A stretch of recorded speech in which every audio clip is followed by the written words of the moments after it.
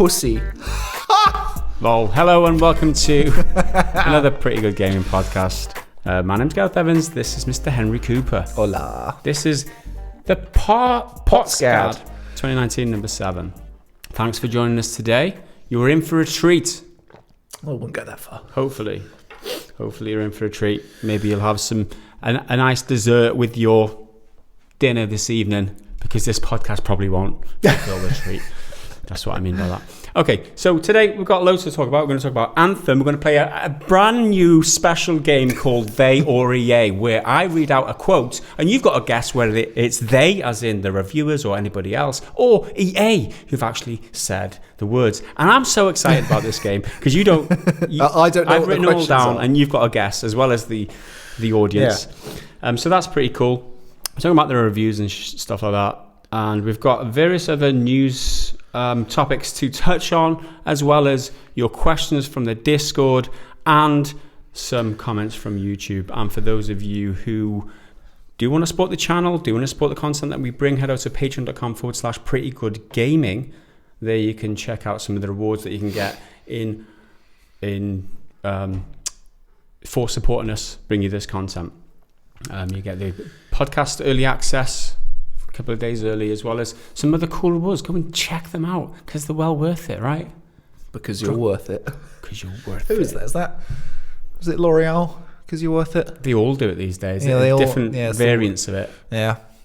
Because you're worth it. Because she's worth it. You're not worth shit. Okay. That's pretty basic fucking Head and Shoulders, all you need. It's just trying to make you feel good. You're so cool. You're so great. Buy our product. We want your money. You're so amazing. You won't be good until you use our product. You're fantastic. You do you, boo. You do you, boo. You do you. You live your best life. That's what Bill Burr says in his podcast. Live your best life. He loves that. Live your best life. It's funny that him of all people is saying it, because his kind of brand of comedy is kind of like a grumpy old man. No, he says it sarcastically. Yeah, that's what I mean. Like, he's so funny. I do like Bill Burr. He's a good laugh. If you're not listening to our podcast, then you should be listening to Bill Burr's. That's what you should do after this one. So how was your week, Henry? How was my week? I've not really played much. So I've kind of been between games, if that makes sense. Like, I wanted to play a bit more of the first two Metros. Well, I finished the first one, I think, maybe over the weekend. So then I started on Metro Last Light. I played a few hours of that, really enjoying it. But then I remembered there's the Resident Evil 2 DLC, so I was like, I'll give that a try. But I ended up not playing that and played one of the extra modes you get when you complete it, the Fourth Survivor, I think it's called. Did one of that, did terribly. I was like, Jesus, this is a lot harder than I was expecting. I was expecting to be able to just like wander through. Didn't help that I'd kind of forgotten the swing of things and like what's what. Been a while. So I haven't really done much, to be honest. No. What have you been playing? Oh, I've been playing a few games. I've been, I don't know. It's been a very eventful week in terms of gaming. Let me try and figure out my. Here we go. What games I've been playing? Because I don't really pay attention to the names of them. So I've been playing a game called Exmorph Defense. Now this is like, I played it on the Switch because they offered me a key, and I was like, yeah, I'll play it. I'll see what it's like. It's like some sort of top-down defense game. I mean, I don't really want to talk much about it. I've just been playing that game. I don't really want to do a review or impressions or anything like that, because it's not worth it. Because it's technically a mobile game. So right. It's and the next one it's a bit better than that. The next one was like another Nintendo Switch game, which isn't worth even talking about. So again, fair enough. No point bringing that up. The other one I've been playing is Astroneer, and I tell you what, that is my recommendation for indie game of the month, and we should do that. This should be a segment. Yeah, I don't play any indie games. Indie game of the month. You need to get a PC, dude. Yeah, Astroneer, man. For those of you, Astroneer, like an astronaut, but a pioneer. Yeah. Okay, I'm with you. Yeah, it's such a cool little mechanic in the game. Just check it out. It came out on February the 2nd. Bit of a difference. And if you're into the kind of sandbox space experience, a bit like No Man's Sky, but not as not as bad. Yeah, not as It's shit. simple. You'll see from the very outset whether you like the aesthetic, because it's kind of cartoony and it's kind of bubblegum kind of cotton candy clouds and stuff, that kind of look at it. It's very colourful and very shiny and stuff. But that said, the gameplay is solid, absolutely solid. That's all that matters, Yeah. as long as you're having a good time. So I'm like 8 or 10 hours into Astria in here now. I'm going to play more of it, and if any of you guys want to know more of what I think about it in depth, maybe I'll go into that at a later date. But for now, we've got more pressing matters, right? Yeah. We have got Anthem to talk about, and Anthem has arrived today, okay, as of recording. It sort of arrived last week. Although it technically arrived last week. Yeah. Early access to the full game, but then people are arguing, well, no, it's not the full game because it's not open to the wider public, but realistically, it is the full game because it's got everything in it, and then they're just patching it, which isn't part of the full game. The full game's been out for a week. Yeah. I don't care how you dance around it. You could have paid to get it a week ago. That's the thing. Just You're on the paying subscription. actual money. Yeah. So. But anyway, it's out today, and the reviews are in. And I tell you what, it's hot garbage. Yeah. It is utter hot garbage. Look at.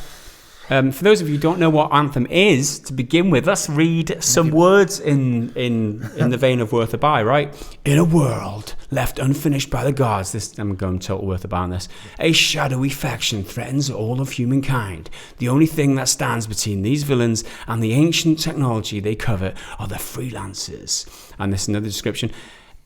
Anthem is a cooperative action RPG set in a new and mysterious world from BioWare and EA. Anthem combines third-person shooter and action role-playing game elements in a contiguous open world, whatever that means. Shared with... What's contiguous? You're the posh one. Yeah. When I read that, I was like, oh, that must be a typo. It must just mean continuous, but I don't know what contiguous means. Contiguous is a word, Let's give man. it a quick I've Google. heard it before. Contiguous open world. You're screaming at us now. Fine. Contiguous. Sharing a common border. Touching. So the open world is touching. It's touching. Well, what does that mean with regards to an open world? It's shared with itself. Like, what's it shared with? I feel like you describe the relationship between two things as contiguous. I don't think you could describe one thing as contiguous. Well, the role playing element and the open world shooter. So the contiguous, as in they touch one another. Well, it's not been touching the hearts of anyone, that's for sure. That's right. And touching the trash around it in the dumpster that it's been. Touching the bin juice at the bottom.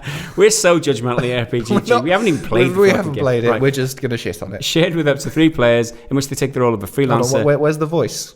The dramatic voice. I've ditched it. Donning fully customizable exosuits called javelins. These suits can be customized to have various unique weapons and superhuman abilities. One last paragraph, and then we'll go into what everyone else says about it. Joining with up to 3 players. I've already read that bit. High-tech, handcrafted, uniquely powerful exosuits explore vast ruins, battle deadly enemies, and claim otherworldly artifacts. With every mission, you and your javelin exosuit grow in power. Fight the dangers of an ever-changing world. Rise united to defeat evil, triumph as one. And if that does not sound generic as a setup for a game, what the fuck does? It's like we've heard this all before. Is this not just Destiny? Yeah, when you were saying it, I was hearing like that generic trailer music where it's just like big drums, dun, dun, dun, dun, dun, triumph as one, and it all fucking swells. It's just the same old spiel. You could copy and paste that onto a different game and change the unique words like freelancer and javelin, and it could be anything. Okay, so looking at the scores now, OpenCritic has a 59% approval rating on the site based on 29 critical reviews. So that's quite less than 6%. We were talking last week about how reviews in this industry, anything under a 7 is bad scored. Yeah. Judging by how people review games these days. And Metacritic's on 62, so it's not looking good on a PC with 18 reviews. Yeah, there's only a page for the PC one at the moment, not for PS4 or Xbox, because everyone's been playing not enough reviews in. And I think some people were hold them back for the day one patch because there were bugs and issues and all sorts of problems with the game that they were reporting and saying, well, to be fair, we'll wait until the day one patch, even though it's technically day 8, but there we go. So before we go on to some of the reviews, I feel like if we play They Are EA now, then it can't, because I'm mixing some of the reviews, because otherwise it will lose some of its. So I've come up with this new feature, right? I'll explain it to you. I'm going to read a line, and you're not going to look at my screen. Okay. And you guys have got to decide whether they said it, as in the reviews or anybody else, or anybody who's played it. Yes. Or EA said it. Okay. So the game is they or EA. They or EA. For example, the first quote I'm going to read for you here. Anthem is there's an incredible world to explore and it's full of lore. Do you think they said it or EA said it? EA said it, I reckon. That was Mike Gamble of EA, correct. Ding! That's a win for full of lore. It's an easy premise. It's an easy setup. Like you can't fail but follow it. So let's move on now. That's the first easy opener. Okay. Yeah, are these going to get harder? Because I feel maybe. Okay. It depends how. Well, I feel like anything that's going to be positive about the game, and you're like, oh no, that's just EA. This is where you've got the trick. The team has massively under-delivered on the game, story and characters. I'd love it if that was EA talking about BioWare, being like, they dropped the ball and they fucked it up. No, that's a they. This is a review from Fandom, right? The outlet Fandom reviewed the game and said the team has massively under-delivered on the game and stories, characters. So that was definitely a they. Anthem's world is visually stunning, beyond almost anything we've seen in the current generation of video games. Is that they or EA? I reckon that's they, because that is one thing that seems to be quite a positive, is it does look pretty, and I don't know if EA would have the gall to say it like that, or if they did, they'd like make it even more like hyperbolic. Yeah. So there we go. You are correct. That is Rick Lane from The Guardian. That was my curveball. That was The Guardian saying that, right? The Guardian's review was 2 out of 5. It's hard, yeah. And if they're saying that, then if that's the best, best they can say, then obviously it goes a lot worse from there. Okay. So Anthem is, unlike anything you've played, very distinctly BioWare. Is it they or EA? EA. Correct. Casey Hudson from BioWare said that. Anthem is a game that's unlike any other game. Ooh, that could be either. Probably EA. It's EA, Andrew Wilson. Yeah. And so we covered this last couple of weeks ago too. Because I feel like some reviewers could be like, it's unlike any other, in that it's actually shit or something, or like being completely ironic, because it's the same as every other fucking game. Well, this is it, right?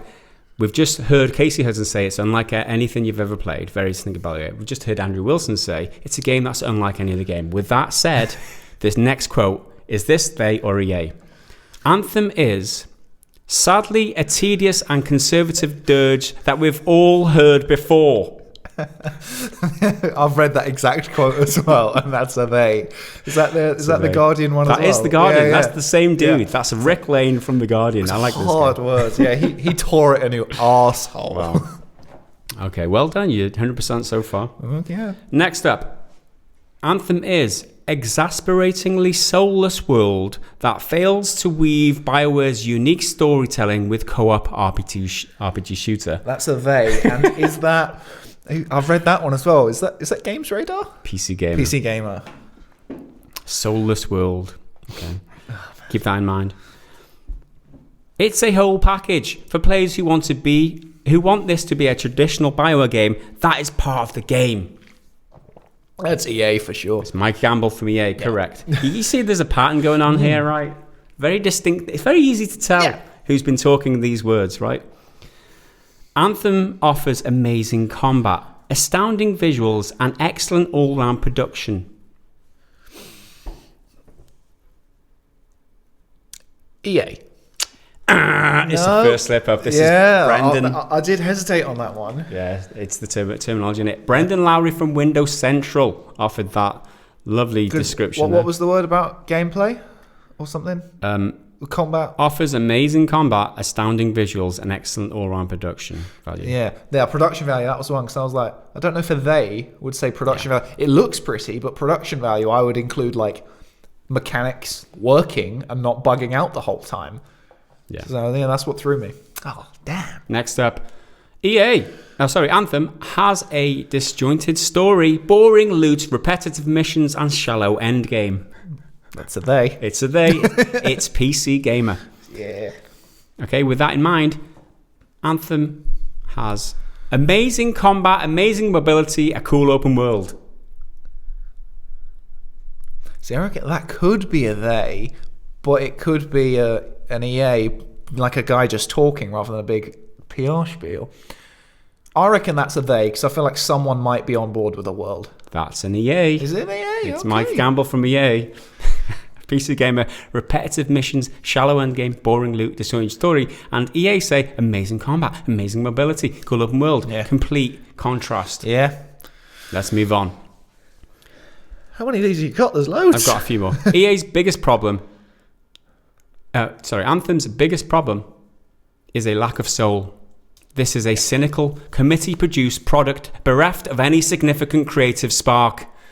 That's not a difficult. That's a good sentence. Bereft of any creative spark. There you go. Sean Munro from Flickering Myth outlet there. Anthem is a reinvention of personal narrative in multiplayer game. Is it fuck? That is obviously EA. Okay, 3 more. A hollow experience that's been designed to appeal to the widest market possible while squeezing more money out of those who are hooked in by its dodgy treat design. Oh, that's a very bitter they as well. That's a VG247 they. Okay. That is a harsh sentence, a very harsh sentence. For sure. Okay. The thing that makes Anthem special is the ability to move in through this space and integrate that seamlessly into your combat experience. EA. That's Mark Dara from EA. Yep. Congratulations. Even the simple, exhilarating act of flying is frequently interrupted by the limitations of your javelin, and you never quite shake that feeling of disappointment. Who said that? GameSpot. Fuck me. That feeling of disappointment. That's the kind of one of those key words that describes what most people are saying about the game. It's just disappointing.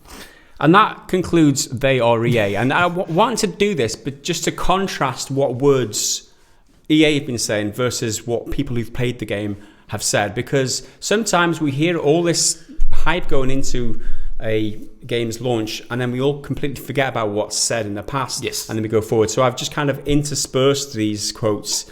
So to try and... obviously, there's a contrast, and some are really easy to pick out because if you lay them back to back, well, the flying is amazing, it's awesome, versus it's so disappointing. And all those examples, it's just obvious that you should never believe anything that the devs or anybody involved in production says about a game ever. Yeah, it's for everyone, not just EA. Just EA. That's true of everything. You can particularly distrust. That is it. So that is they or EA. Thanks for playing, guys. I hope you had fun. Yeah, let us Until know how next well you time. did. I got what, like 2 wrong? 2 wrong, I think, maybe 3. Yeah, I think you got 2 or 3 maybe. So that's it. So are we going to head into our review roundup and just let's see what people some people have the said. actual outlets actually said? One I only picked out recently, but it's one of my favourite quotes about it. It's from Rock Paper Shotgun, and it's their video review on YouTube rather than their written one. Could the suit be a metaphor for the game itself? A shiny piece of technology, but one that is fundamentally an empty shell. Oh, I thought that was a nice little way of putting it. Yeah, because it does look pretty, but it looks pretty. There's not really. That's the point of using this engine, right? Yeah. Was it? It's frostbite. Yeah. But unfortunately, due to its limitations, it just doesn't work well. You think about everyone's having loads of problems with load times, which you might pick up on a couple of the reviews and reviews I'm going to read out in a bit. Yeah. But load times is a huge problem, and that's because this engine looks great, but it doesn't work well in this type of game. I got a few from Games Radar, who at the time of writing, they haven't officially published their review. They've been doing it in installments. Yeah. I think they call it like a review diary or something. So it's coming out in bits, and then eventually they'll put it all together with like an actual review score. So a couple of quotes from them. Anthem truly feels like a game of two halves, and that's them talking about like the fun, flying, shooting outside world in the green world, and then inside the story, first-person stuff in the hub world of Fort Tarsis. Yes.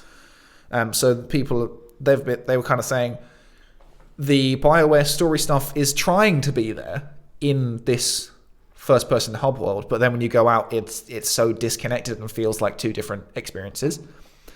So another one from them is, Anthem is designed to grow and evolve over time, but unless that happens sooner rather than later, it will be dead on arrival. Yeah. So that's echoing the sentiment about how there's just not enough there. Stuff, yeah. The whole point of these live service games is that they roll out stuff over time, and that's what the Anthem is in the lore, I think. It's this like technology which reshapes the environment and all that. Yeah. So I think the idea is to implement that, which is a cool concept for this kind of game. They just need to actually do it and put more stuff in your game instead of releasing a glitchy, half-baked mess, essentially. Well, which is what a lot of people are saying. There's not enough content. There's not. It's just very repetitive and all that. And a handful of quotes here. Everything is just so fragmented by James Jarvis from Games Radar. These three are a bare bones adventure that's missing a soul. Rachel Weber. Like ticking off a list of household chores for James. And that one's a big one as well, because there's a quest at the moment where you go to a tomb or something, and to proceed you then just have to do a bunch of like challenges. It's to open the tomb. Yeah, to open the tomb. To open the door, you've got to like kill 50 enemies. Yeah, and open loot chests and participate in like public events and stuff. Yeah. And then when you get in there, it's not like there's a cool fight or anything. It's just, oh, you're in now, go away. Yeah. Which doesn't sound great at all. I mean, in terms of design, you think this is a BioWare game, right? And that whole mission is the way it's set up. It's just for just to service, just to be a multiplayer games as a service type game. It's like there's nothing connected with the world or the lore, the characters or anything. Like opening X amount of loot boxes, killing filler. X amount of enemies. Like how is that even? How is that even made it into a BioWare game? It's so disappointing, really. Tech Radar gave it 3 out of 5 stars. Anthem is an immensely fun game wrapped up in a dull story and a repetitive endgame. It will no doubt get better as time goes on, but it isn't a great starting point. Wow. And now that's one where I feel like for people who are going to like it, because there will be people who are super into this, they'll like it because it grows over time. Yeah. But right now, if you want to just hop in and have fun, I just don't feel like, from what everyone's saying, it's not there. So come 6 months' time or a year's time, it'll be a much cleaner, better experience, probably. Yeah, of course. I mean, you could say that about all. Yeah. Destiny was the same. From what I've heard, I didn't actually play Destiny either, because I'm always very suspicious of these types of games where they're pitched as games as a service, and it's going to be an ongoing world and it's going to be an ongoing experience, and this. I don't know. There's just as soon as I saw Anthem and learned it was going to be this, it was like, well, this is a no from me. This is a solid pass. Unless something else comes out and I've learned something about the game that's going to convince me that this is going to be worthy of my time. All it is just going to be something like a shell of a game, which is something we said, a soulless shell of a game, which again is something that's been reiterated in these reviews, that only exists there to be a service in terms of get more money out of you. To serve money to EA. And I think in theory, games as a service could really work, just as long as the service is good. Yeah, you need the core foundation has to be solid. And for me, I don't think they've managed it. Like there's Anthem, there's Destiny, there's Warframe. Division is a the Division. Then these battle royale ones like Fortnite, they're sort of, but not as much, because there's not as much of a story thing. I think eventually someone will do it. Probably not EA, let's be real. Someone will get the games as a service thing right, because MMOs have been doing it for ages with like expansions and stuff. You know what? What I would have preferred from this is if they'd have gone round. You think about the route that Rockstar have gone with their multiplayer games, so the multiplayer components in their games. They should just have a solid single player. Yeah. They've got all the assets that they need, right? They've got all this beautiful world. They've got all this great design. They've got all these characters. They just need to flesh out a single player narrative experience, which they could easily do, and I would be on board. Yeah, and then have your multiplayer thing separate. You can occupy the same map, but then have a button like Red Dead does when you press the game, you get to the very first menu. Do you want to play the single player or do you want to play the multiplayer? That's all you need. I think they've completely missed the point with this. I mean, this is my interpretation anyway. Having not played it, take this for what it's worth, but I think that they've completely missed what they've tried to appeal. I mean, it's been said in one of the things that I read out. They try to appeal to so many people, like single player gamers as well as multiplayer gamers, and it appeals to nobody. It's just so watered down in terms of what the appeal of it is. There's not enough there to keep multiplayer gamers entertained, and it's a single player aspect, a first person run around Fort Tarsis where the characters just stand in one spot. It doesn't feel like it's any sort of world which anything happens of substance. It just, I don't know, it feels very... Well, then you look at Black Ops 4, when that launched, obviously there's a bunch of loot box nonsense now, but when that came out with no single player story mode, that meant that they doubled down on multiplayer, which is what their user base wants. Yeah. And it benefited them. A lot of people complain that there's no story mode, but for the most part, the core audience who get the most amount of time out of it as players, not just for Activision, we want as much money as possible. They definitely do. But the most players getting the most out of it will be in multiplayer. That's what the bulk of the fans spend their time doing. So that is what we think about Anthem. We've got more to read out here. However, we're in on 20 minutes on this one game. So I think we're just going to run through it. You get the point, right? You get the gist. IGN 6.5, Game Report 5 out of 10. ACG says wait for a sale. GameSpot 6 out of 10. Eurogamer, I don't think they've only got 10 hours of impressions. And lowest review was The Guardian, 2 out of 5, which I read a couple of lines on earlier. All in all, not looking good, but could be a completely different story in a few months' time. If they had a completely different That's true. A completely different game. Yeah. There you go. So let us know what you think about Anthem down in the comments or wherever you're listening to this, I guess. Yeah. So we're going to move on to some other news. That's because we've got the news to get through. We've also got questions and then comments to get through. So what's worth talking about that happened this week? Well, it's one that came out either today or yesterday, which I'm not very familiar with, but it's that the president of Nintendo of America has officially retired, and I'm not going to try and pronounce his name. I'm going to leave that one to you. That's Reggie Fils-Aimé. Reggie Fils-Aimé. Reggie Fils-Aimé. That sounds very sort of French. Reginald. Reg. I like Reg. I like Reg. There's an honesty about his face, right? Yeah, he does have a likable kind of vibe to him. Yeah, I feel like he should be, like a kids' TV host or something. He's just quite. He's a family type of and that energy to him, isn't he? And that's informed Nintendo's whole vibe. Well, the way they've approached this as well, Nintendo are really good at this sort of stuff. Yeah. Because they've not made it's not a controversy or anything. It was announced he's retiring, so it's not like he's been kicked out or anything. The announcement came on their Twitter feed. He put up a heartfelt video, and it wasn't that he was sad. It's not like, I'm emotional, I've got to leave because I've got drama or a problem. It's no, I'm leaving so I can spend more time with my family, and I love all of the memories I've got from being part of this. And there's my successor. He's going to be great. He's doing all of this. Guy called Bowser, which is it's not excellent. Not even a joke. Yeah, it's literally actually true. Doug Bowser.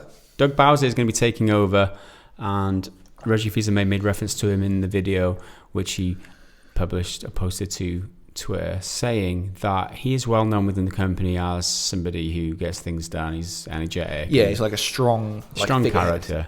And Reggie closed out the video saying, although I won't be the president anymore. I'll still be something that matters, and that's a Nintendo fan or something like that, right? And I was like, that's just nice. It's nice. How much did they pay him to say that now? Obviously, his job's to say shit like that until when he gets when he steps down, which is in April 15th. Yeah. And so he's not like he's super old either. He's it's not like he's reached retirement age. He's just retiring because he can. Yeah, I would say he's done a good job. He's had a good innings. I think what he does is he balance. You know, I think it was a comment made on the Discord when the Patreon guys were discussing, is that he's got a good grasp on the business side and the personal side. Like he can relate to both. You know, when you ever see him in interviews with, I've seen him in a Boomerang interview. Bloomberg. Boomerang. That was an old where he hit himself in the face. TV channel where they ran Looney Tunes. Yeah, that's true. Where he understands the business side as well as trying to keep people up. He's like, it never says anything too controversial anyway. So he's good. He's good at his job. So you will be missed probably, definitely by Nintendo fans because But we'll see what this Doug Bowser. I mean, he's got a bad guy name, hasn't he? He's got a bad guy name. He's going to have to try hard to not be Bowser, the big dinosaur. What is Bowser? Like, does he have as a lore thing in Mario? Does his species have an name? Because is he a Koopa Trooper? Because I just don't know. What is Bowser? Bowser? That is something that Google. Well, it's a tanker used for fueling aircraft apparently, and other vehicles for supplying water. Well, now you know. As the king of the Koopas, the sorcerer king in the instructional manual. That's it. That's what he's got. King of the Koopas. So he's a Koopa Trooper. Species. He is a Koopa Trooper. He's a Koopa Trooper. He's just been on the old roids. Yeah, he's roided up to the max, man. Fucking hell. Can breathe fire. Cool. Well, there we go. There you go. So that was in the news recently. Yeah. Keeping it Nintendo, this is my favourite rumour of the week, is that Scalebound may be coming back on the Switch. This is a rumour and a half, right? This has been making the rounds. So if you don't know what Scalebound is, it was one of the only major new IPs for Microsoft. It was going to be a Microsoft exclusive on the Xbox One. Made by Platinum Games, who make... they did Bayonetta, they did Nier Automata, so they're good at high spectacle, over-the-top combat, kind of like, well, obviously like Bayonetta, but kind of like a Devil May Cry as well. And you were this guy who has like the blood of a dragon or something, and connects with this dragon. Yeah, he's got like this one scaly arm. And you've got this massive dragon buddy who you can like command to do stuff. Yeah. And it looked pretty cool. And it was one of their big kind of upcoming anticipated games that the Microsoft exclusive or Xbox exclusive that had the fans behind it and highly anticipating it. So when it was cancelled a couple of years ago, people were devoed, especially Xbox owners were devoed, because it was going to be one of the only great looking games this generation. Really, that was exclusive to the platform, obviously, because obviously there's non-exclusive games that. But this was going to be something for them, but they cancelled it, and that was the end of the story until this week. Now tell us what's happened this week. So, according to Nintendo Insider, who report that they have trusted sources, they haven't said who or anything, they've said that Scalebound is coming back as a Nintendo Switch exclusive. Wow. Which obviously means that it's going to have to be scaled back or scaled down or whatever. Scaled down. Obvious joke is obvious. Yeah. Because that is a good point. One of the reasons around, or the speculation around why it was cancelled in the first place, is because the current gen hardware, as in the Xbox One, could not handle what they were trying to do in terms of gameplay. It just wasn't powerful enough. Because they wanted to have this like multiplayer co-op element where other people would be in your world with their big dragons, all like customized and looking different, and it just couldn't really cope. So the fact that this rumor says that it's going to be running on the Switch, or is going to come to the Switch, it raises question marks. There's definitely a question mark over that, whether it kind of fits what we already know about it being cancelled. And like, will it, if it is true and all that, will it really still have enough in common with what we have seen of Scalebound, or is it so different that it might as well just be a brand new thing? I mean, so long as it's got the dragon and the guy protagonist, it's Scalebound. It's Scalebound. There we go. But this the Nintendo Insider thing kind of backed this up by referencing something Imran Khan, who is the news editor for Game Informer, said in a podcast with Kind of Funny Games. He alluded to knowing Nintendo are bringing something back, but he couldn't say what, and it was a franchise that was considered to be not only dead, but like dead and buried, like completely gone. So if this is Scalebound, I'm totally on board with it, especially because I don't have an Xbox One, but I do have a Switch. So exactly, it's come into my domain. So that's pretty awesome if it is true. And if it's not Scalebound, then it could be something else, right? Yeah. And Microsoft do have a good relationship with Nintendo at the moment. Yeah. With all the stuff they're doing working together.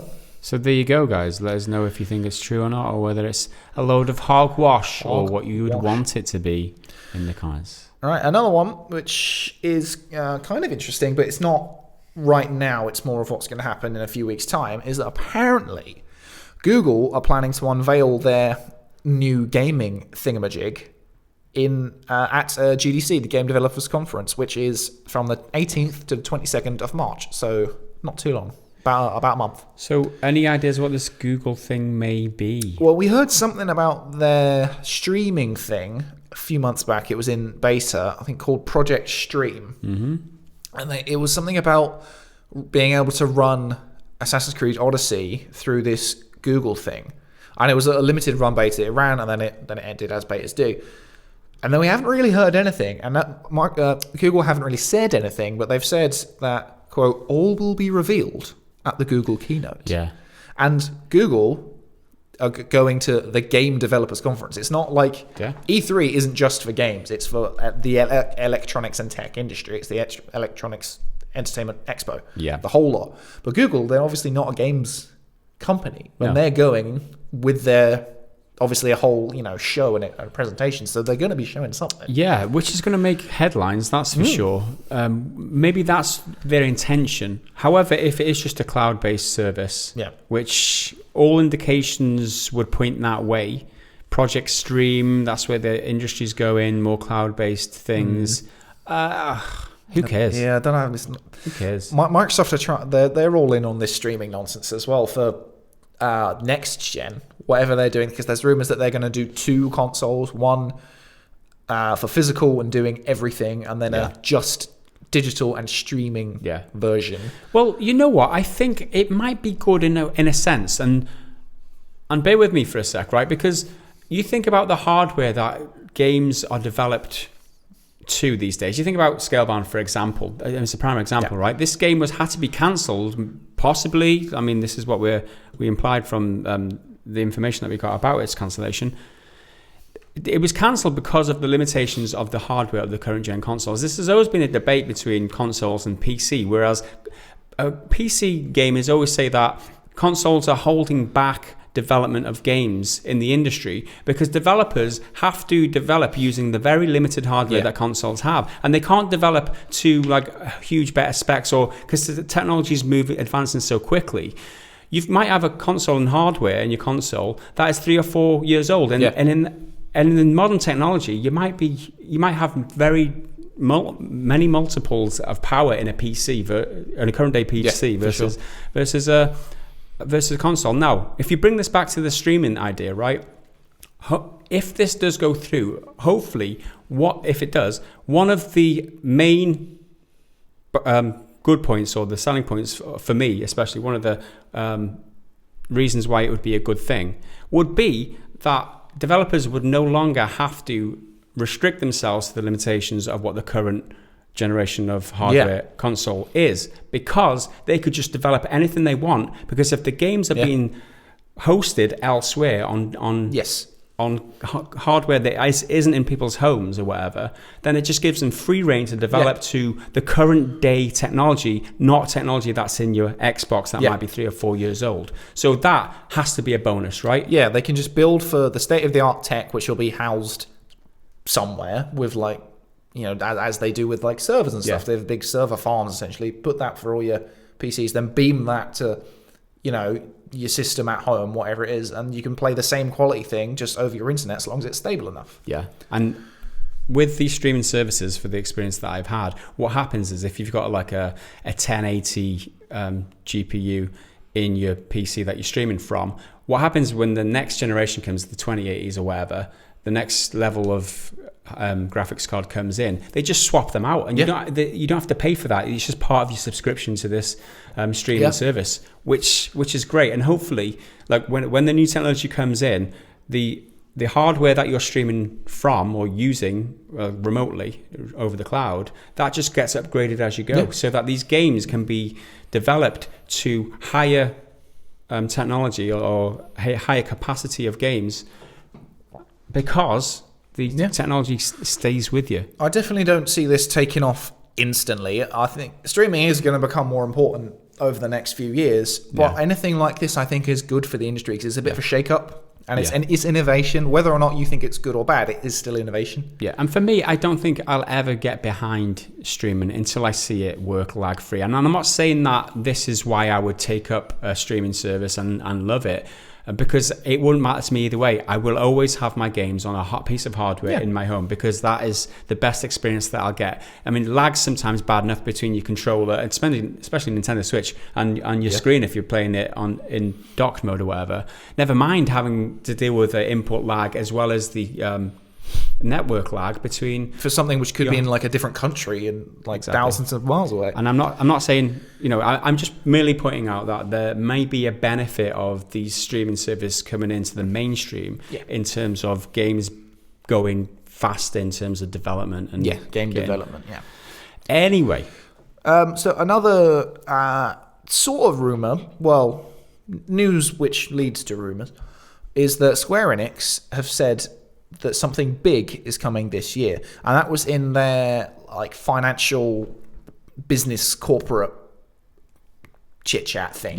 Like they told their investors and all the business people involved what to expect, how last year went, because they had Tomb Raider, Just Cause, and a few other things, and then there's some stuff coming out like this year. So we've already had Kingdom Hearts, all that sort of stuff. Said that something big is coming this year.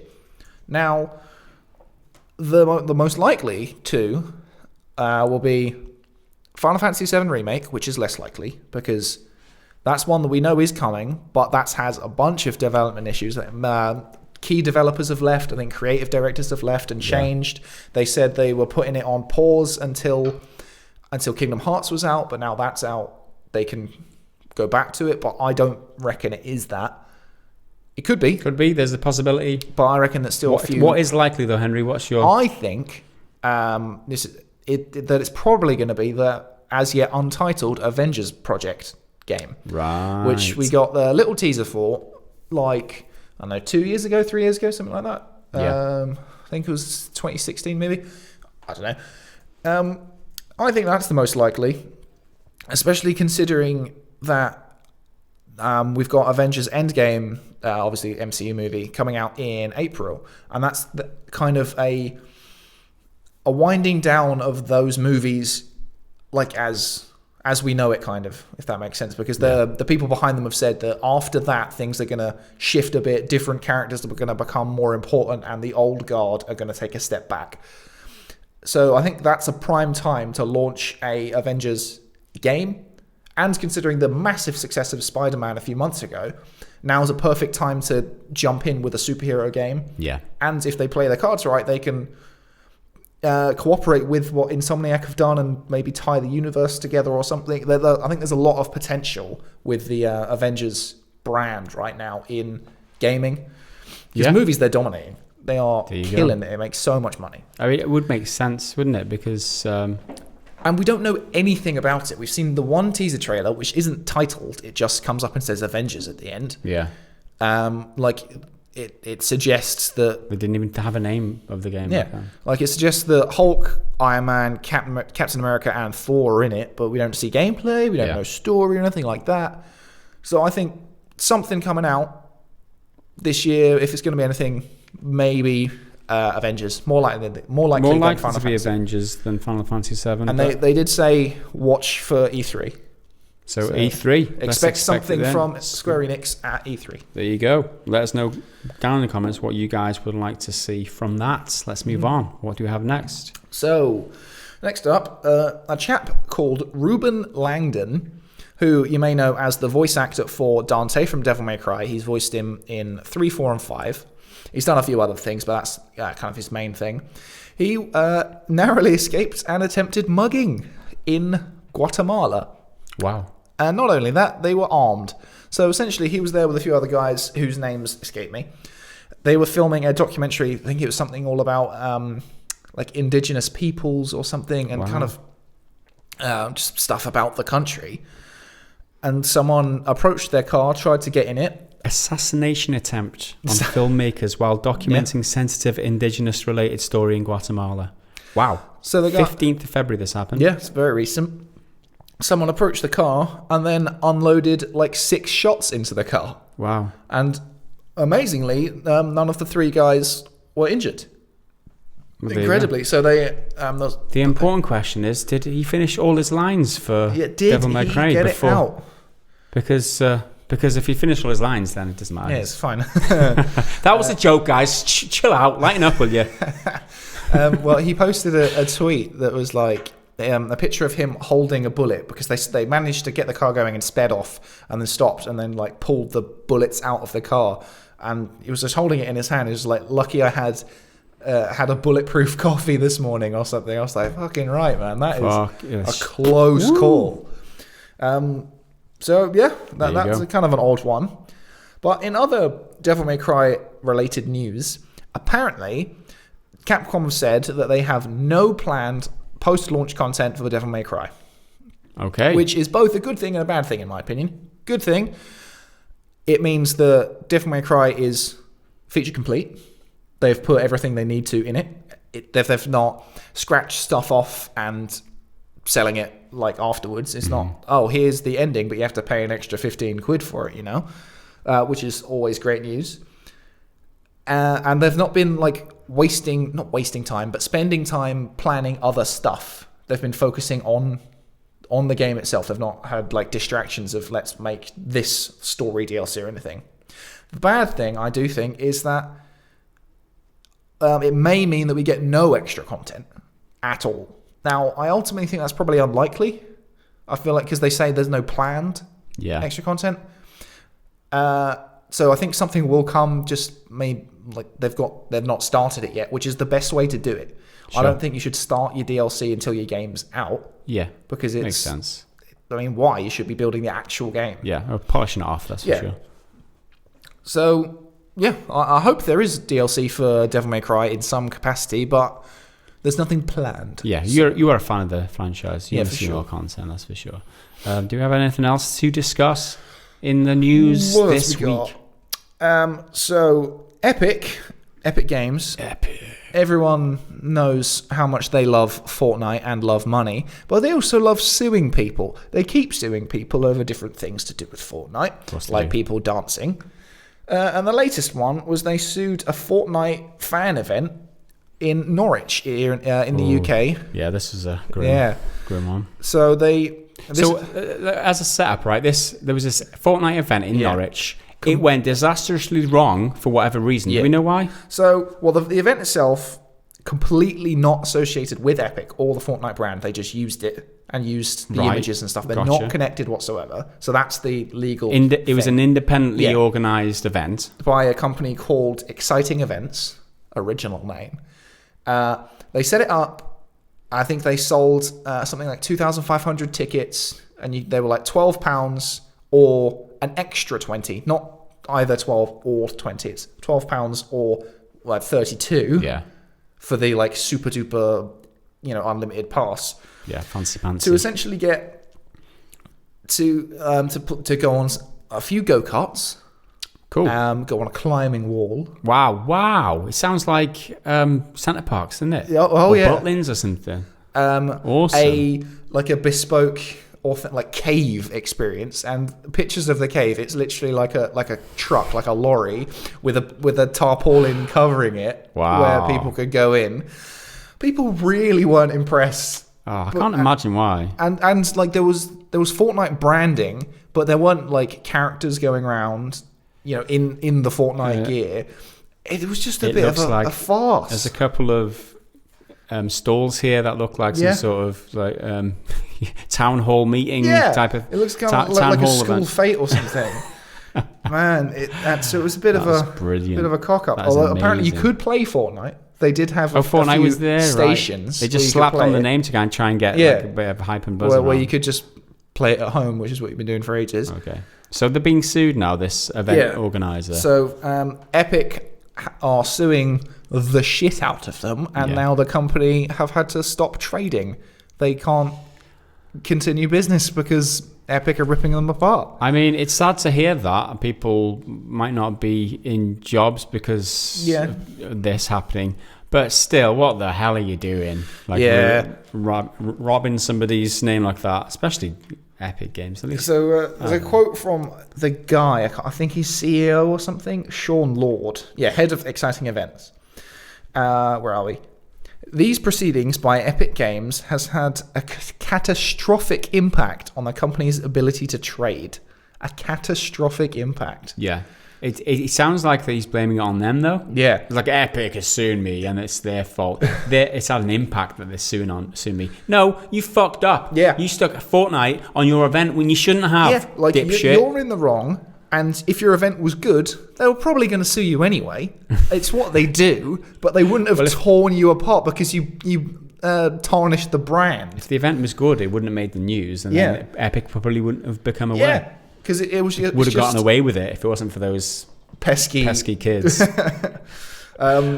So it's a bit of a shame for the company, I guess, but maybe don't rip off one of the biggest IPs in the world. There's a lesson in there for sure. Yeah.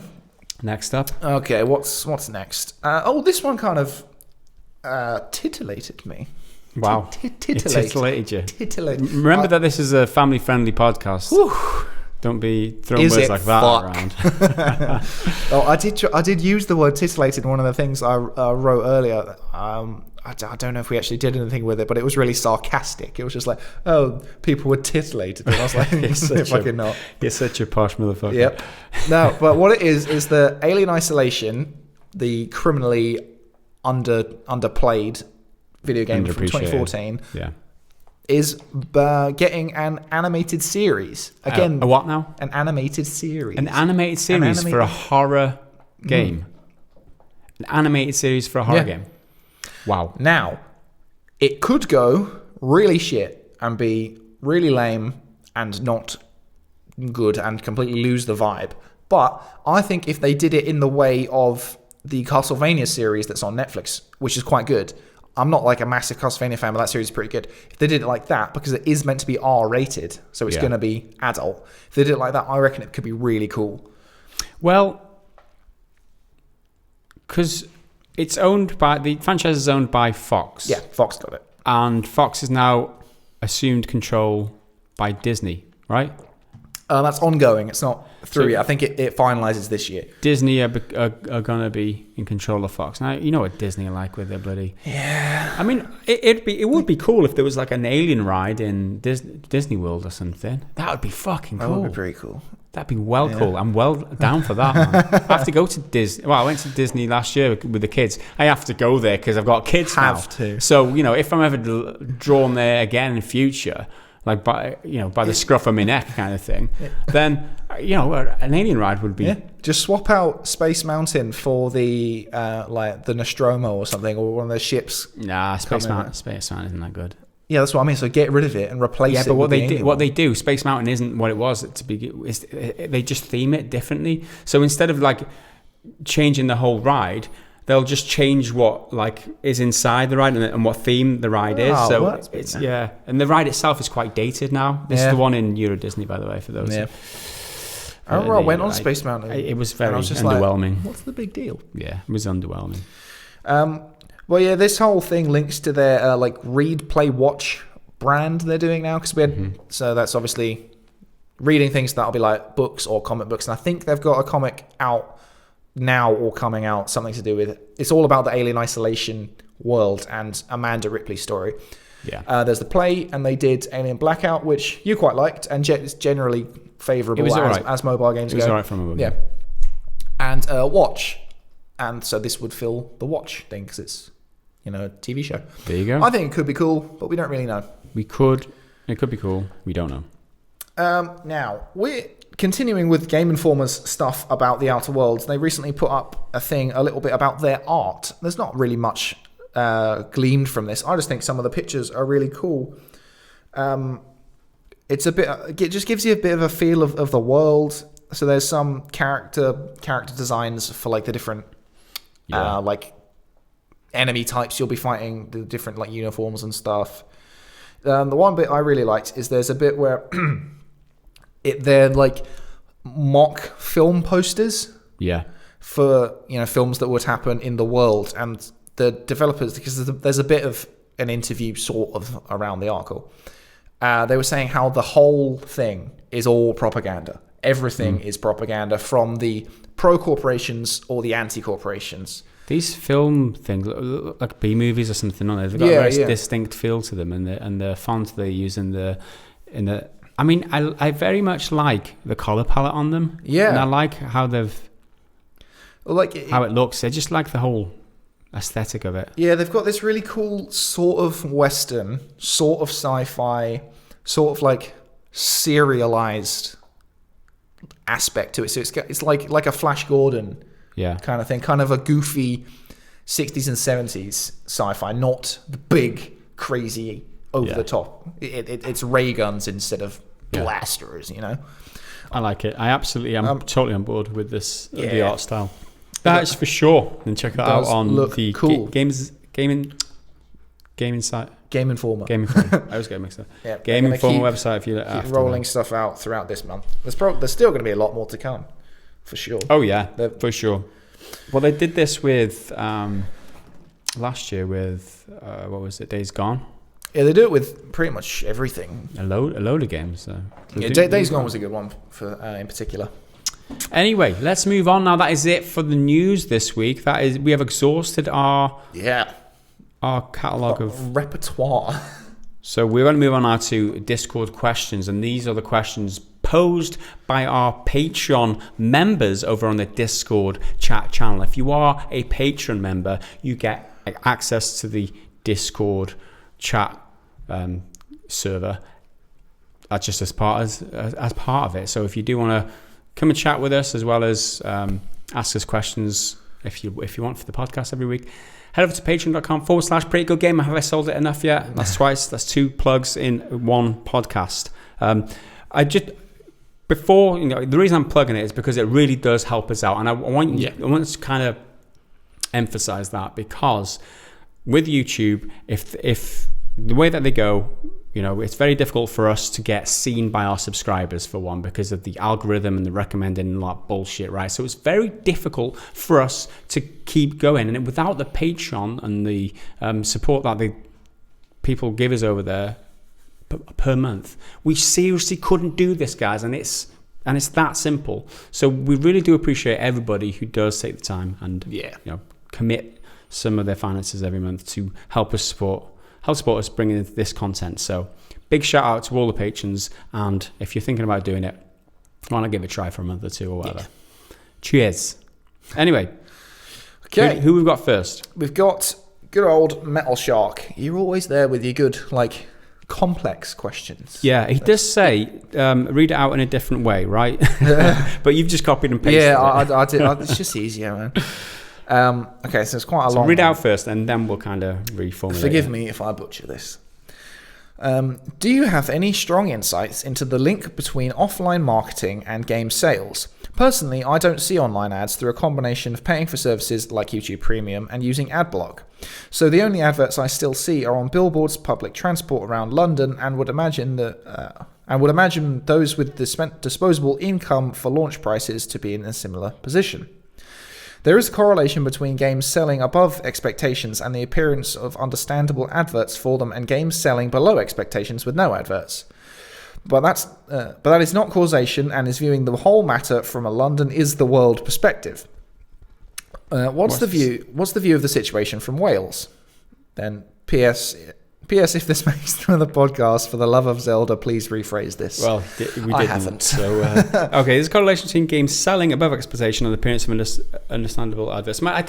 We don't know the answers to this, and obviously you ask these questions every single week because you want to know how we feel about them. These aren't going to be the ultimate answers. Yeah. These are just our thoughts. And my first thought is, I actually saw a Philip DeFranco episode yesterday talking about, I think it was Philip DeFranco, where he was talking about the way that yes, I think it's the same one. Yeah, he was talking about the amount of advertising money that goes into traditional type of advertising versus online advertising. And there was some sort of report that he was citing saying that people didn't realise that you get twice as much response from an online advert as a traditional outlet. And by 2021 or something, there's going to be 180 million or something about money spent on online marketing versus what the traditional marketing budget is going to be, like 100 million, because traditional marketing budgets are going down, whereas online marketing budgets are currently they're sort of the same, with traditional still just about above, but that's going to sharply change, and digital's going to completely kill traditional marketing. And this is the way it's going, obviously, and it's been heading this way for years. And I think that the bonus of online marketing over traditional marketing is that you know your demographic, right? And that's the whole problem with traditional marketing. If you think you stick a billboard on a bus stop or something, or on a side of a building or something in London, or if you stick a TV advert, you don't know if it's going to be a 70-year-old person or it's going to be a woman who never gamed in their life or whatever. I'm kind of generalizing a little bit there, but not to say that they couldn't be gamers, but likelihood is that these people don't game. Whereas if you're putting money into an online marketing campaign, you can specify to Google or to Facebook or whoever you're paying the money to, I want this advert put in front of this demographic of person who's maybe 18 to 25 years old, who might have some disposable income, maybe up to 30 years old or whatever. People who have been, Google might even offer this service, or Facebook, for example, people who have searched for terms like gaming or this game or that game or whatever. So you can very Google's targeted ads. Their targeted ads are like insane now, because they'll look at like one thing on Instagram. But like, there's some shop, I don't follow them, it's just a sponsored ad. I'm like, that's a cool jacket. I don't even have to click on the page. I can just swipe through some of their other pictures, and then that translates through to Google, to my Facebook. It's all there. And I've got ad block on YouTube, so I don't see any of that. But when I have had it on, it's very much the same. If I'm watching some specific thing, that then shows up somewhere else. Yeah.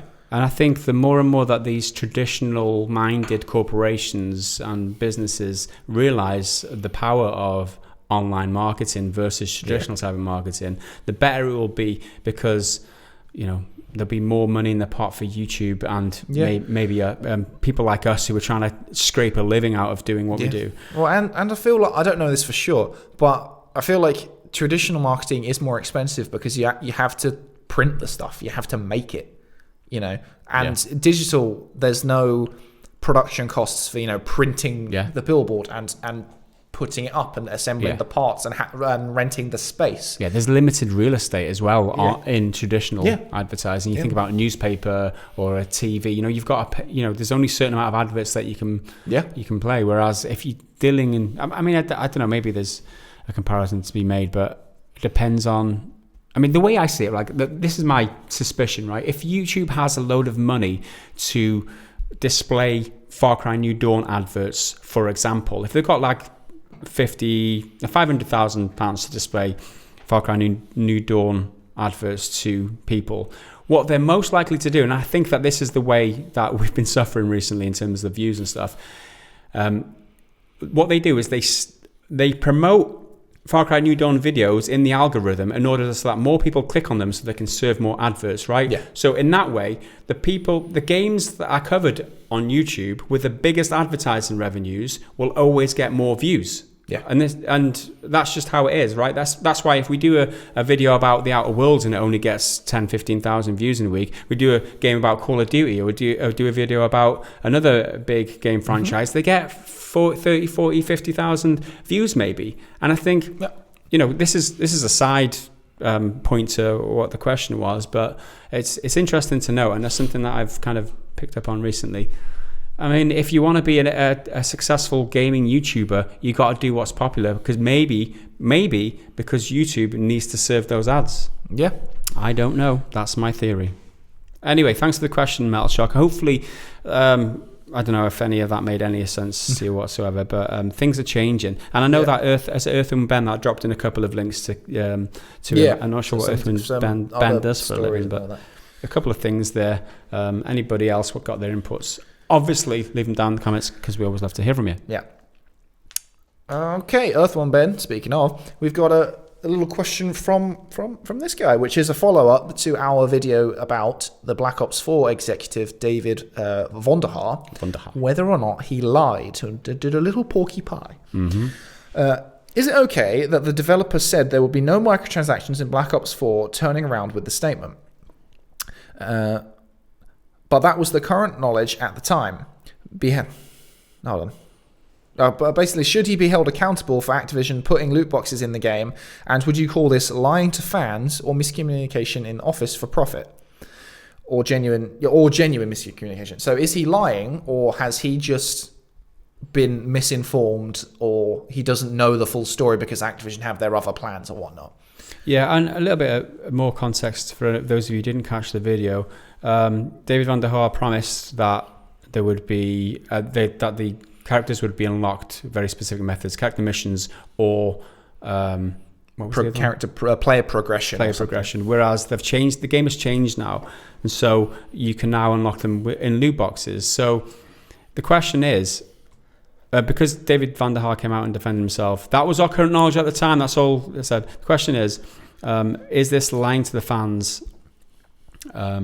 Miscommunication in the office for profit, or genuine miscommunication in the office?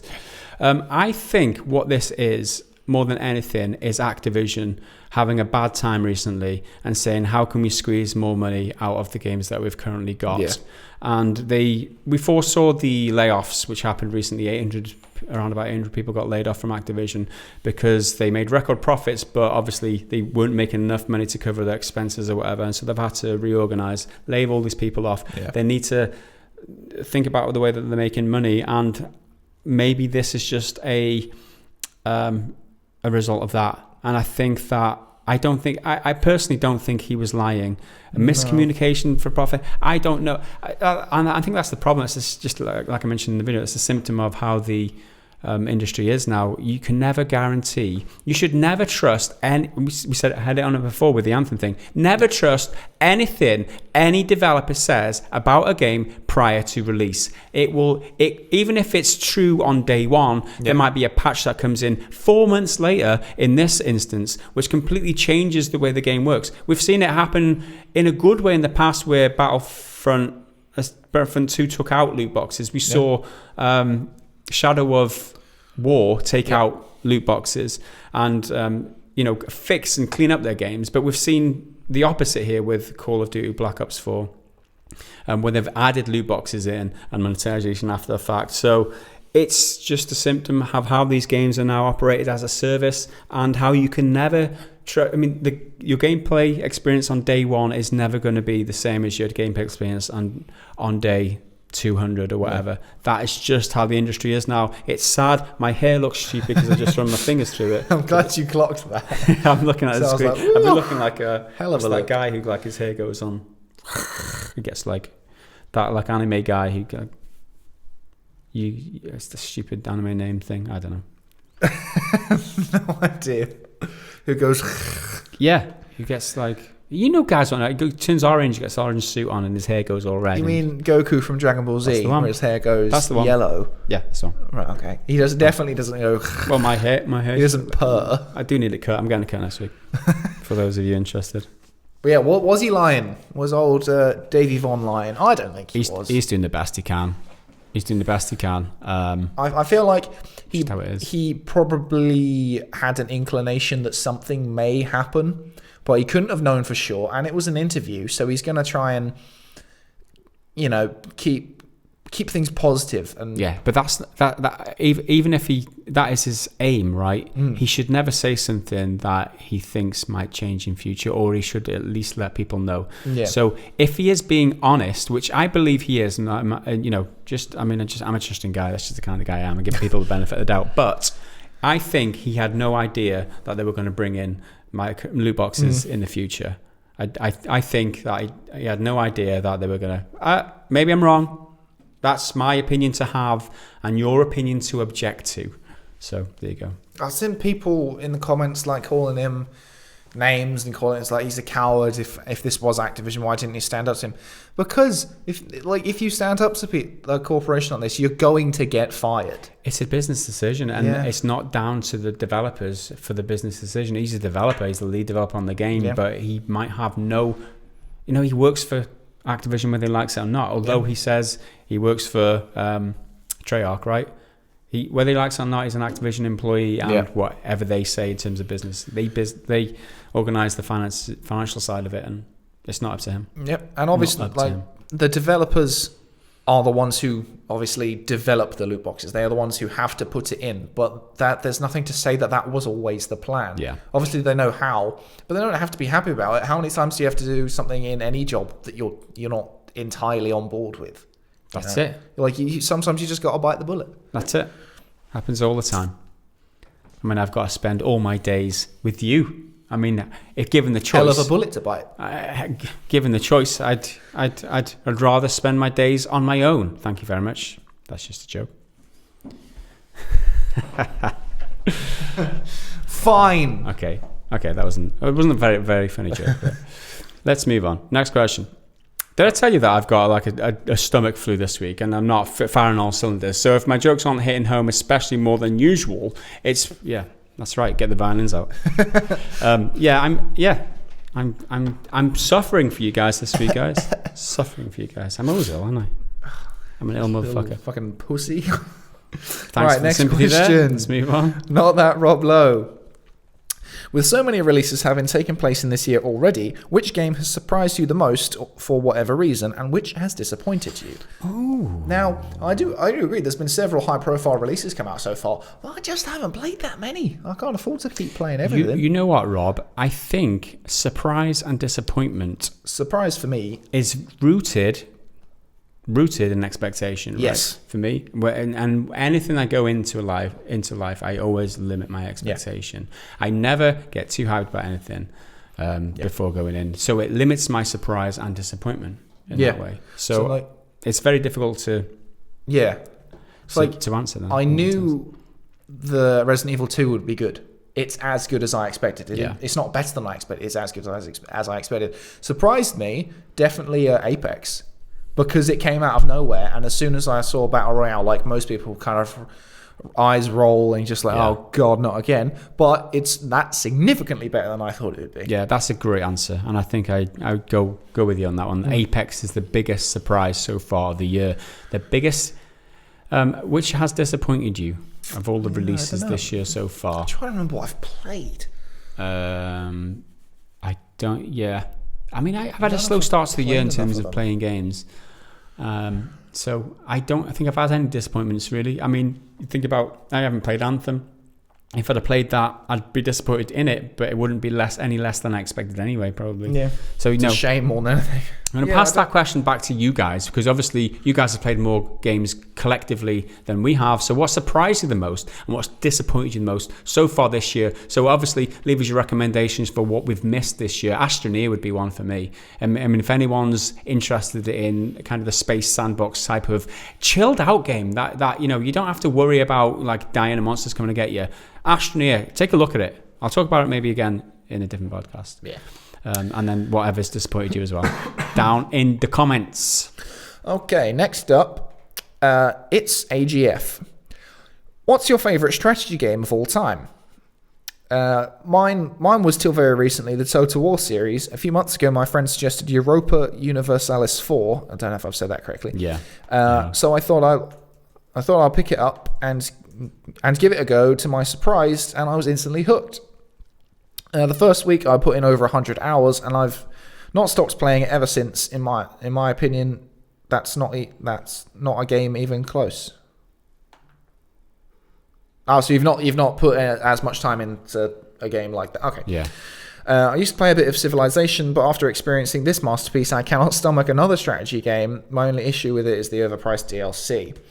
This is a Paradox game, right? And Paradox Interactive are well known for making these strategy type of games. So you're talking about Europa Universalis 4. It's the way that they do it, right? This is a game from August 2013, and the gameplay in these grand strategy type games that Paradox produce generally holds up for years. And I'm thinking of Crusader Kings as one of my Crusader Kings, is it 2 or 3? And I play that to death, right? But one of the problems with these strategy games is that there are so many DLCs and add-ons and stuff like that. And we covered it in the past on the channel. We talked about like buying everything for Crusader Kings was like $300-400 or pounds or whatever, because that's the way that they keep churning the money out of these games years and years after release with extra DLCs and add-ons. And I think it's the same with Creative Assembly and Total War series as well, where they monetize things like a blood pack. You pay an extra $1 just to get blood in the game, and I think that is absolutely scandalous in terms of strategy games. But that's just a tangent. And back to your question, what's your favorite strategy game of all time? I would say mine, going back to Creative Assembly, actually it's either Crusader Kings, right? Crusader Kings 3, I think it is. Let me just check this. I won't get this right. Crusader Kings 3. No, Crusader Kings 2 it is. I'm getting confused on that. That was from 2012. Same development studio, Paradox Interactive. Absolute legends of this type of genre. So I think Crusader Kings 2 or Rome Total War, which was a Creative Assembly Total War game. Back in the day, we're talking over 14 years ago now. Rome Total War, the original, not the remake, or Rome 2. Rome Total War. I just love that era and that setting. This is a game from 2004.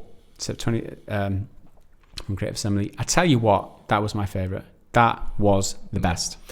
See, because I'm mainly a console scrub, I never really... There's not really strategy games in the same way as there are on PC. When I was a kid, we had like a shitty, just regular functional desktop PC. It wasn't a gaming PC or anything. I remember trying to play Command and Conquer something. I think it might have been Red Alert. And I thought that was really cool. I was totally on it. I was like, this is awesome. But I haven't really carried on down that route because I'm not a PC player. But I do really like strategy games. And I had Halo Wars on Xbox 360 and I loved it. I know a lot of people don't really like it, especially in comparison to more in-depth strategy games. But I loved the Halo universe, and by extension, I loved Halo Wars. I thought it was super cool, really interesting way to do it. And I do really like strategy games. I just don't have access to them because I'm not really a PC player, and there's not anywhere near as many on consoles. So there you go. Hopefully that's answered your question. That's part of the territory with PC games and grand strategy games like this. I think another great strategy game which you should watch out for is Mount & Blade, and I think the new one coming out it's not even going to be this year. We say it every single bloody year, but Mount & Blade was fantastic, right? Because you've got this overview Creative Assembly Total War type of map, as well as you get the first-person action battles. Yeah. So it's like the medieval type of warfare, but you've got a strategy map, and where you can. It's like an ultimate sandbox, and I love these types of games where you can. If you imagine Game of Thrones, where you're like a lord, so you can work your army up and get control of one like little province or whatever, but then you've got your relationships between the other lords, so you can do missions for them and gain reputation with them, and so that you can ally with them, or you can make enemies of them or whatever, depending on what you choose to do. But there's all these settlements, and this is just one territory, right? And there's like 4 or 5 different kingdoms. So you can basically ally yourself with any kingdom, any lord or whatever, and then eventually work your way up to a king of the... Yeah. And it's just like the ultimate sandbox in those terms. Mount and Blade, if you like a cross between strategy and action gameplay, check that out. The actual sequel to it, Mount and Blade 2 Bannerlord, is coming out soon, and the gameplay from that looks great. And if the gameplay for the original looks a bit dated to you now, hold out for Bannerlord, because it's going to be multiple times better than the original. That's my recommendations. There's one I just remembered about, which was an Xbox Live arcade game called Toy Soldiers. It's kind of one of the only other strategy games I can think of that I have played. I really enjoyed that, because that was kind of like what you're saying, but it wasn't, a big thing with loads and loads of units or anything. But it was, you set them up where you want, you can tactically place them and all that. But then you can go in and control them. So if you set up a gunner crew, if you leave them to it, they're going to shoot whatever. But if you click on them, you can then take control. And I really liked that ability to give the orders, but then if they're not doing it right, if you want something done right, do it yourself. Sure. So I could just jump in. I thought that was really cool. Awesome. But yeah, not a big strategy connoisseur, but I do like them. Next up, who do we have? Who we got? So next up, we've got Rudy Manchego. Rudy, my boy Rudy. How's it going, Rudy? I'm fully on board with the way you phrased this question. What the hell does endgame content mean? I keep seeing complaints about the endgame content on games, but surely if you're still playing the game, it hasn't ended. Does it just mean there's no story? This is too confusing for such an old gamer. Back in my day, we just played the game and never finished it because it was too hard and gave us arthritis. Is that what endgame content means? Getting arthritis. Endgame content is when your body's so buggered from having played it, you can't function to play it anymore. It's so hard to go. Yeah, I mean, totally with you there on every aspect of that question. Never finished games because it gave you arthritis. I remember a game called Rick Dangerous, and I played that to death. And you get to a point where it's like a platformer, 2D platformer, and you get to a point where you get a certain amount of lives, but you can't get past, and you just lose all your lives on one point, and then it's game over, and it's like, shit, I'm on level 3 or whatever. It's such a good game, but then you never finish it because that's how games were done back then. In terms of endgame content is a games as a service term, which means everything that happens after you finish the story, as in what keeps people coming back. And this is how we can keep monetizing you and getting you to pay more. This is the hook that keeps the people coming back, playing the game after they've done all the content. So it's end game content. So your character's full of max level, and you've done all the missions. You just need, like, end game content is like a weekly raid or a very special event that happens rarely. So it's just something unique that comes to the game, quote unquote unique. Yeah. And this is why it's so important in games like Destiny and will be in Anthem, because if a games as a service wants to keep being serviced and keep on going, it needs players and buying into the multi microtransaction economy, paying money. So therefore you need content for them to be playing. It's just an endless grind, essentially. Just an endless grind. So that's what endgame content is. Grind. You're playing for the sake of playing. Like, you're playing to keep playing. You're not...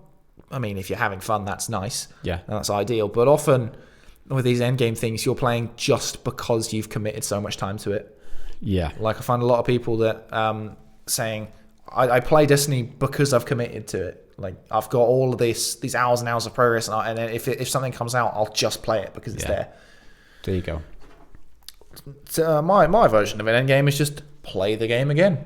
Not necessarily straight away, but maybe play it on a harder difficulty or something. I love going back to a game on a harder difficulty, realising how terrible I am at it, and then dropping it back down. That's exactly what happened with my third playthrough of Last of Us. I was like, let's crank this baby up. Let's go all the way, right to the top. It's called Grounded or something. Started it, I was like, right, the difficulty's not what's getting me. I have no fucking HUD. I have no idea how much health I have, like, at all. Your screen blinks red, but only on when you're like super, super close to death. You've got like no fucking health. So I dropped it down one step just to get my HUD back, and I was like, okay, I'm ready for it now. But yeah, endgame doesn't really mean anything. It's just extra nonsense stuck to the end. There you go, guys. So that is your questions. We're going to move on now to the last part of the podcast. This is the YouTube comments, right? Yeah, love this part. So let's read us some comments. What do we have? You want me to go? Okay. There's one from last week's video, a Metro Exodus review, that just really tickled me, from a chap called Frogstock. Faggoty grating accent and presentation by the guy doing the intro. That was me, right? Yeah, so you've got a faggoty grating accent, apparently. You thought that was funny? You felt the need to read that out in this podcast? Yeah, I wanted to shame you. No, but like, you don't really have a strong accent. You see, defending me now. You throw me under the bus and then defend me. I'm gonna throw you under the bus. I'm gonna drag you out of the bus, probably detaching a leg as I go. As my limbs sever from my body. Like the guy in the body. Resident Evil demo, when Leon's trying to pull him out from under the door, and he comes out and he's got no legs. Yeah, that's me right now. All his bits falling out. You're Leon, I'm the guy getting severed at the torso. Thanks a lot. You and your faggoty grating accent. I mean, it's such a petty thing to say as well. Maybe this is the internet. I don't care about the quality of the game and all of the controversy surrounding Metro Exodus that you could have talked about. It's like, no, your faggoty little accent. But just in the intro, like you're just you on the intro. I don't know. On a lighter note, literally on our video yesterday about the Call of Duty Liar Gate thing with David Van der Haar. Manny Silver comments, if you guys were any whiter, you would disappear into that background. I mean, that's fair. I mean, yeah, absolutely fair. But come and say that to my milky white face. That's the one. Like when I first started reading it, I was like, oh, is it because we're white guys and we're not cool or exotic or whatever? And I was like, well, no, it's because these fucking lights and the white, we do look very washed out in comparison to that for sure. I mean, that's racist. Is what that is. We're from Wales. This is a pigment. This is our pigment, right? We're in Wales. That was some. I've got a. You know, I'm white because that should I've contrast you there. This is going to highlight how pale I really am because I'm in black. So like that's dark, which means that's super. Yeah, and I'm ill. And that's did he not mention? I've got a bad stomach and intestines just aren't operating properly. So I'm a bit. It's because I've pulled them all out from saving you from the faggot my entrails all over the floor here. I got one similar to the our accents thing from the Far Cry New Dawn sales video from Henry Thoreau. Why don't you fairywinkles speak English? Fairywinkles. Come on now, Henry Thoreau. Henry Thoreau. So we had faggoty and now we're fairywinkles. I don't know which I prefer, to be honest. Like, why don't we speak English? I mean, it's literally what we're doing. I don't think our language is. All right, Henry Thoreau. Where are you from? And French name. What English? What English? What? Come on, man. Language. What language? When did you say that? Where did that come from? What language are we speaking? That obviously wasn't English. Yeah, if we were speaking like that, you might have a point. Fair cop. You might have a point. I think we should just move on. Fucking hell. Okay, I got one here. You fairywinkle. Okay, this is quite a serious one, right? It's something that just warrants discussion, I think. James Lee comments on our Call of Duty microtransaction loot boxes thing. Funny how you guys are all saying that big boxes teaches kids gambling, loot boxes I think he means, but when Fox CNN says that video games teach your kids violence, you guys say that's bullshit. It's either both of them teaches bad people bad things, or both doesn't, and it just depends on how their parents raise the child. But I understand you might. He goes, I was very cynical then about money, getting money from views. Not fucking nowhere near enough, that's for sure. So you guys keep on making videos about negativity because you know what's popular. So you got sell some misleading information just so they get paid. None of that bullshit matters to me. What matters to me is the point that saying that loot boxes is bad is just the same as saying there's no violence. Violence in games doesn't cause real world violence. So shooting people in games doesn't cause people to shoot people in the real world, but gambling on a loot box does cause kids to gamble in the real world. Yeah. That's the paradox he thinks is what we're saying. He thinks that because we're shooting people in games that causes violence in the real world, and because we're not calling that out like we call out loot boxes, because loot boxes are mechanically like gambling. And I think he makes the problem here of his logical incompatibility is he says it's either both of them or both of them are bad things or not. I don't think that's the case. There is verifiable evidence saying that loot boxes do constitute the same mental processes that are linked with gambling. Yeah. It's the same thing. Yeah. But it's just whether governments are hesitant to define it like semantically as gambling. Yeah. And there is also, not verifiable is the wrong word, but evidence disproving the suggestion that violence in video games causes real world violence. I mean, you can look at any source of evidence. I've really realised this more and more recently, that whatever side of the fence you stand on, you will always find scientific evidence to back you up on your opinion or whatever. I think what's more notable about this discussion for me, though, is that if there is violence in games, it's age rated. It's age gated, right? It's 18 or 21 or whatever, right? There's violence in games is not allowed. You're not allowed to give your kids a violent game. That's just how it is. However, with loot boxes, it's different, and this is our point, right? Loot boxes, if you want to draw the comparison like you're doing, loot boxes is available for 12-year-old kids or 9-year-old kids, and that technically teaches you and makes you go through the process and the mechanics of gambling. There's no way out of it, right? Which is restricted to adults. You can't go into a casino unless you are an adult. That's a good point, and that's my first point, is that there is a restriction on violent games, and if you're a kid, you're not allowed to play them. So there's already restrictions in place where there isn't in place with loot boxes, other than Belgium or whatever.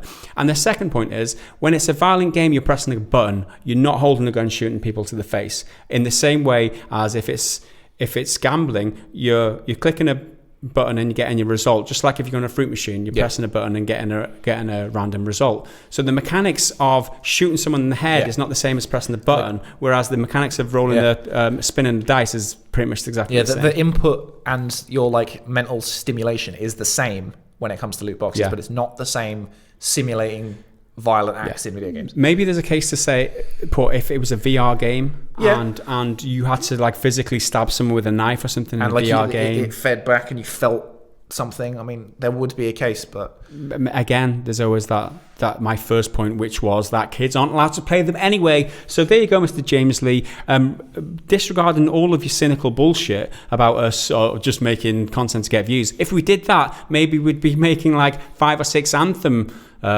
videos this week, but lo and behold, we didn't, because you're talking to the wrong people here. Maybe try some other YouTube channels. That's getting a bit bullshitty, that I shouldn't even have said that. Yeah, there you go. I thought that was an interesting discussion point, regardless of what he says, because I always read the negatives as well as the positive, and if he's got a point, we'll discuss it. That's how I feel anyway. Maybe I'm wrong. If I am, let me know down in the comments. I often am. Believe healthy comments, not well, yes, it's the discussion. That's what we're trying to promote, right? Yeah. Anyway, so I've got another one from the Black Ops Exec Lying video from Alec Houston. I just thought this was a healthy bit of education. It was an educational comment.